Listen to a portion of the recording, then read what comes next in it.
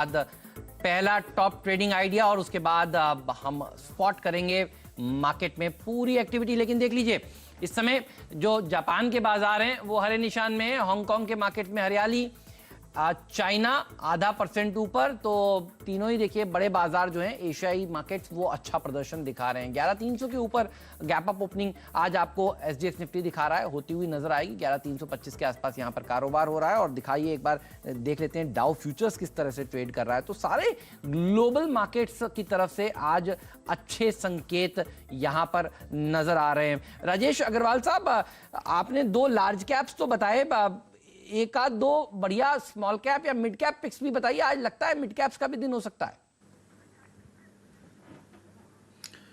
देखिए, mid cap तो नहीं, सेमी मिड कैप या लार्ज कैप के बीच का एक स्टॉक है एस्कॉर्ट्स, जहाँ की हम बहुत बुलिश हैं। अगर आप देखें तो जिस तरह के नंबर्स ट्रैक्टर्स से खास करके निकल कर आए हैं उससे बहुत उत्साह मिलता है। और मैं समझता हूँ कि आने वाले दिनों में चूँकि रूरल डिमांड बढ़ी हुई है इसलिए हमें लगता है एग्रीकल्चर अच्छा करेगा और जिसका सीधा साधा मुनाफा एस्कॉर्ट्स जैसी कंपनियों को मिलेगा। मॉनसून नॉर्मल हुआ है, एमएसपी प्राइसेस हाइक हो गई हैं और रेलवे से इनके जो इक्विपमेंट डिवीज़न है वहाँ भी 500 करोड़ की ऑर्डर बुक है। और सबसे बड़ी बात, कोबूता ने जो अभी नया स्टेक लिया है उससे भी इनको फ़ायदा मिलने वाला है। तो एस्कॉर्ट्स पे नज़र रखनी चाहिए। मिड कैप में एक स्टॉक बताना हो तो फार्मा में मैं शिल्पा मेडिकेयर करके एक कंपनी है उसके साथ जाना चाहूँगा, जो एपीआई में काम कर रही है, फॉर्मुलेशंस में अपनी जगह बना रही है। ऑन्कोलॉजी और नॉन ऑन्कोलॉजी दोनों डिवीजन उनके बहुत अच्छे परफॉर्म कर रहे हैं। इन दिनों ओटीसी में भी उसने एंट्री करी है और वैल्यूएशन अगर आप देखो तो 19 की पी पे ट्रेड कर रहा है। मैं समझता हूँ ये स्टॉक यहाँ से बहुत अच्छा अपसाइड दे सकता है।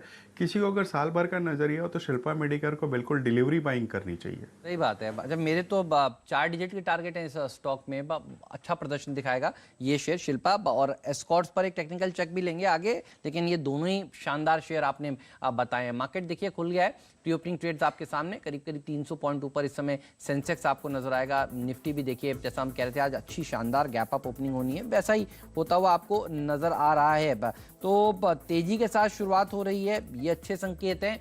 एक्सपायरी वीकली वाली देखिए भारतीय बाजारों में आज किस तरह से प्ले आउट होती है उसके ऊपर भी नजर होगी। लेकिन लीडर आईटी है देखिए आज भी, इन्फोसिस, विप्रो सब बढ़िया प्रदर्शन दिखाते हुए। एचसीएल टेक इसके ऊपर नजर रखिएगा। राजेश सतपुते जी का टॉप ट्रेडिंग आइडिया आपको याद है, विप्रो था। और देखिए ये गैप अप ओपनिंग आज के सत्र में दिखा रहा है।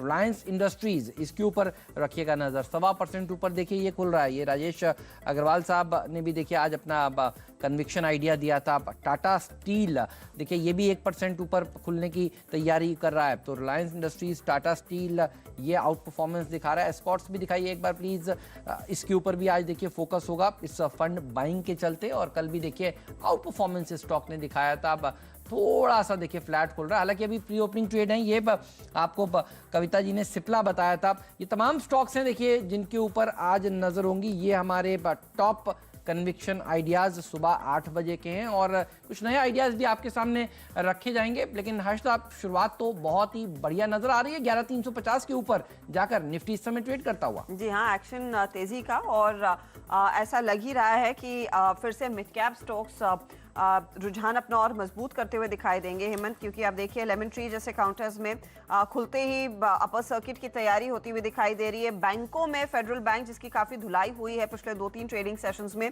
वहां पर एक अपसाइड देखने को मिला है। लेकिन 2 स्टॉक्स रेडार पर रखिएगा। एक तो भारतीय इंफ्राटेल, क्योंकि इस समय प्री ओपन में हम देख रहे हैं करीब 2.5% ऊपर है ये 215 का लेवल। और साथ ही भारतीय एयरटेल, देखिए 2 स्टॉक्स थे कल की बिकवाली में जहां पर तगड़ी डिलीवरी बेस्ड बाइंग हुई है एफआईआई की ओर से। एक ऑफ कोर्स रिलायंस इंडस्ट्रीज था जिसमें हमने देखा 1300 करोड़ तक की डिलीवरी बाइंग, और दूसरा था भारतीय एयरटेल जिसमें करीब 800 करोड़ की डिलीवरी बाइंग देखने को मिली है। भारतीय इंफ्राटेल और एयरटेल पर एक व्यू इस समय लेकर चलते हैं। राजेश सातपुते, फटाफट बताइए क्या तेजी की पोजीशंस और बढ़ानी चाहिए भारतीय एयरटेल में और इंफ्राटेल में, क्योंकि एयरटेल पर दरअसल जेपी मॉर्गन की एक रिपोर्ट आई है, 735 का इन्होंने टारगेट दिया है सितंबर 2021 तक, यानी कि 1 साल में 735 तक के लेवल्स देखने को मिलेंगे। और इंफ्राटेल पर भी इन्होंने अपना टारगेट बढ़ाया है। मैं वो इंफ्राटेल का टारगेट ढूंढ रही हूं, लेकिन तब तक आप आज इंट्राडे के पर्सपेक्टिव से बताइए क्या ट्रेड लेकर चलें दोनों ही स्टॉक्स में। देखिए, दोनों में से अगर एक को चुनना है तो मैं भारती को ज्यादा तवज्जो दूंगा, उसको ज्यादा इंपॉर्टेंस दूंगा, लेकिन इंफ्राटेल को भी निग्लेक्ट नहीं करूंगा। इंफ्राटेल एक हाई बीटा काउंटर है। अगर आप टेक्निकली देखें तो 214, 215 अगर इस लेवल के ऊपर ये जैसे खुल रहा है और अगर ये सस्टेन करता है तो प्रोबेबली ये 224, 225 तक जाएगा, यानी करीबन 10 रुपए का मूव इसमें मिल सकता है। तो ये बाय ऑन डिप करे, इसमें चढ़ के कूद के काम ना करे, क्योंकि ये जनरली वोलेटिलिटी में एक डिप देता है फिर ये चलता है। तो आपका स्टॉप लॉस जो होगा वो करीबन 207 का होना चाहिए। तो 210, 212 ये रेंज में अगर इंफ्राटेल में मिले तो प्रोबेबली ट्रेड बनेगा। रही बात भारती की, तो मुझे लगता है भारती में कल जिस तरह से लोअर लेवल से रिकवरी हुई और जो 500 के स्तर पे जो बुल और बेयर की जो फाइट हुई है वो कमेंडेबल थी, और मुझे लगता है 500 का ही बेस इंपॉर्टेंट होगा एटलीस्ट फॉर नियर टर्म।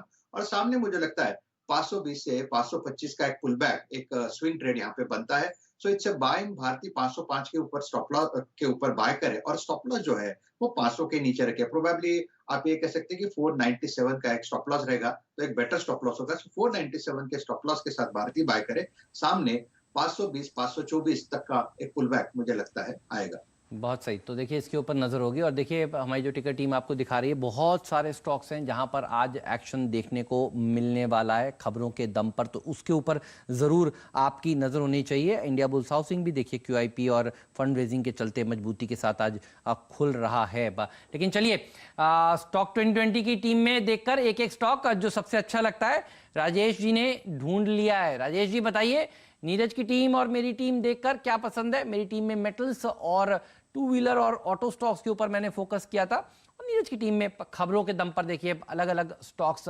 शामिल किए गए थे। एक स्टॉक जो आपने पिक किया? आपकी टीम से मैं मेटल्स को चुनूंगा, और मेटल्स में देखिए हमने हाल फिलहाल में एक निगेटिव व्यू रखा था, लेकिन वो एक रनिंग करेक्शन का व्यू था, और मुझे लगता है वो रनिंग करेक्शन कल यानी लोअर लेवल से जिस तरह से रिकवरी है वो running correction seems over to me. और मेटल्स में सबसे ज्यादा तो टाटा स्टील जिसका हम हमेशा जिक्र करते हैं, लेकिन और एक काउंटर मुझे बढ़िया लगता है वो है वेदांता। JSPL अगर मैं गलत नहीं हूं तो it's in the ban period, तो वेदांता मुझे बहुत बढ़िया लगता है। और जिस तरह से पैटर्न है, अगर कैंडलस्टिक देखो तो इट्स अ बुलिश एनगल्फिंग, और सामने जो टारगेट दिखता है कम से कम मुझे लगता है 135, 140 का क्लस्टर इसको टेस्ट करना है। सो हेमंत, आपकी टीम से मैं वेदांता को बाय करूंगा। According to you stop loss is at 125, target 134 है, तो वेदांता बेस्ट पिक रहेगा।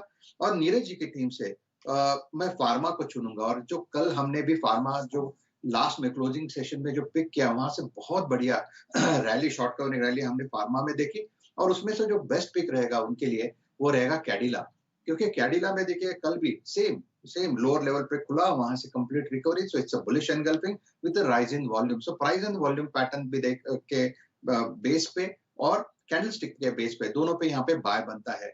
कैडिला स्लो मूव रहेगा, लेकिन मुझे लगता है कि eventually it will move up to 390, 395 और लेवल। सो मेरे हिसाब से Cadila will be a best buy. Stop loss रहेगा 367 का, and expected target according to Neeraj भाई इज 385।